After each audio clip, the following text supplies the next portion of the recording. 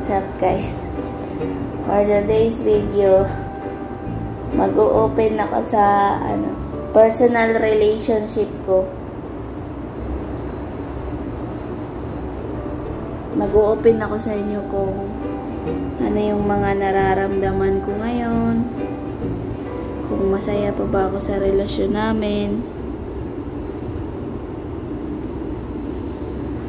Kasi naguguluhan ako eh.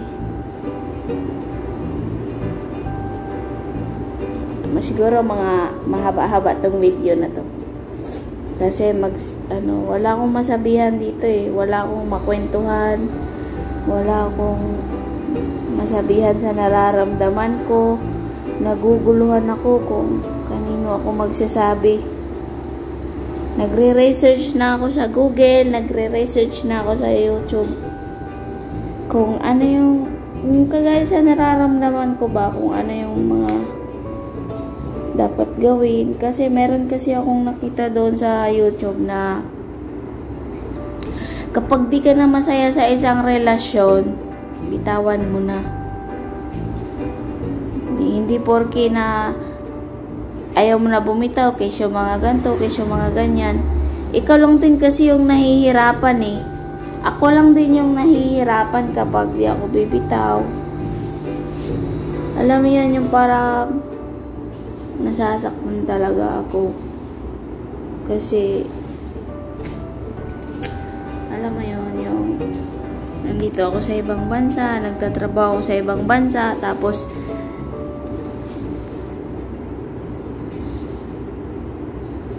iiyak lang ako sa inyo ah. Wala kasi akong masabihan eh. Ang sama-sama ng pakiramdam ko. Kasi di ako makapag nagre-research ako dito sa YouTube ng yun sa pagka-handle ng relationship ba. Tapos ayun na, lumabas na palayain daw. Kasi nag-aalanganin naman ako. Parang alam mo yun, lumabas na pinipilit ko yung mag-okay pa yung relationship namin, yung gusto ko tumawag siya sa akin palagi. Kasi magkaiba yung oras dito at saka doon sa sa Pilipinas. Kaya hindi ko alam kung tama ba yung nararamdaman ko, tama ba na magalit ako sa kanya, tama ba na magtatampo ako sa kanya.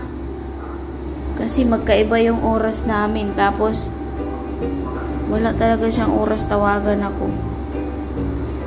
Alam mo yun. Kasi ang dahilan niya, daw, ang dahilan niya,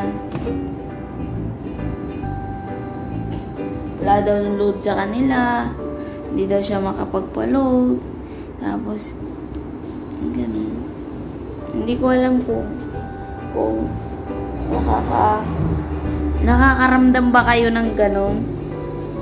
Yung kagaya sa akin na kapag hindi kayo tinatawagan, nagagalit din kayo. Alam mo yun, parang gusto kong sabihin na mahal ko siya. Tapos parang ayaw ko siya mawala sa akin. Kaso parang naguguluhan ako kung hihiwalay ba ako o hindi. Mahal ko talaga siya eh. Sino kaya ang nakakaramdam ng ganito, no? Sa mga napapanood ko sa YouTube, yung pag hindi na nirespeto yung relationship ninyong dalawa, hiwalayan mo na. Kasi kapag nawala yung respeto mo sa sarili mo, mas mahirap naman yun. Nagsinungaling kasi siya sa akin eh. Tapos ngayon naka-block siya sa akin.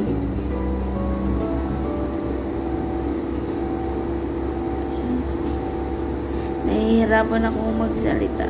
Hindi kasi ako makapag wala akong makwentuhan, wala akong masabihan. Gusto ko lang maglabas ng sama ng loob.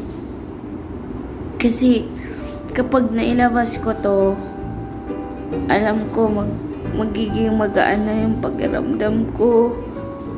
Kasi nasabi ko na yung nararamdaman ko.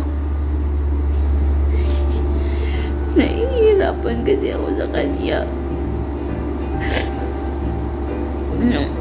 Yun sa Facebook. Panay puso ko doon na umiiyak ako.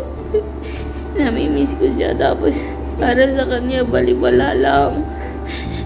Hindi ko alam kung nakakaramdam ba kayo ng ganito, yung nagtatrabaho kayo sa ibang bansa, tapos kailangan nyo na may makausap. Kulang pa yung, siyempre pag may time ka, manonood ka ng cellphone, pero iba pa din yung may nakakausap ka.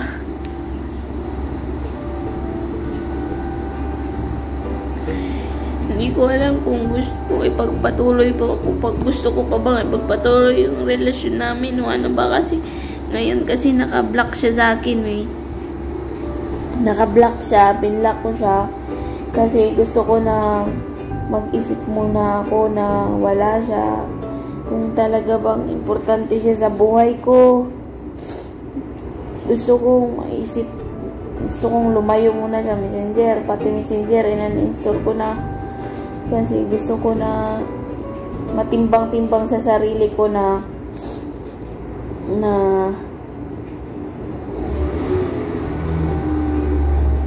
kaya ko ba na wala siya, or anong mararamdaman ko kapag wala siya. Nawala na kasi yung respeto sa relasyon namin. Nagsisinungaling na siya, tapos wala na siyang oras sa akin. Iniintindi ko naman yun kasi alam ko naman walang perfect na relasyon. Kaso nga lang parang sumusobra na kasi. Parang, alam mo yun, yung parang below the belt na. Yung nararamdaman ko below the belt na Pero sa kanya, wala lang. Parang wala lang talaga. Parang, hindi niya iniisip na may nararamdaman ako. Hindi niya iniisip na may pakiramdam ako, na nasasaktan ako. Hindi niya iniisip yun.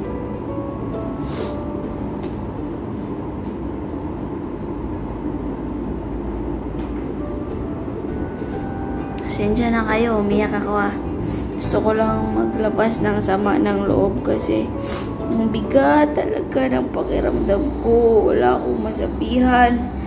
Wala akong makwentuhan. May makwentuhan man ako dito pero hindi talaga yung as in heart to heart. Makwentuhan ko dito sa trabaho pero hindi man naman pwede sabihin yung i-open mo yung nararamdaman mo sa kanila.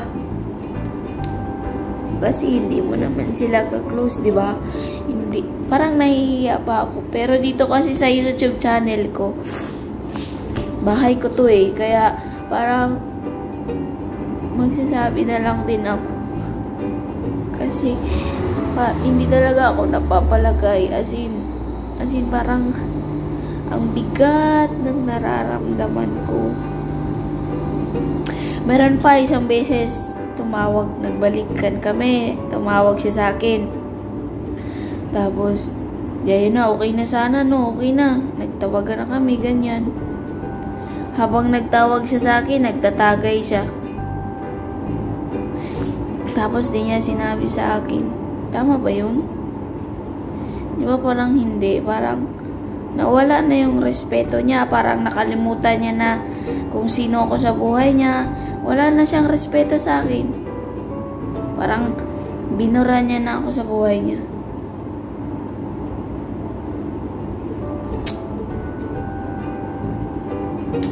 Yun lang. Maraming salamat sa pakikinig.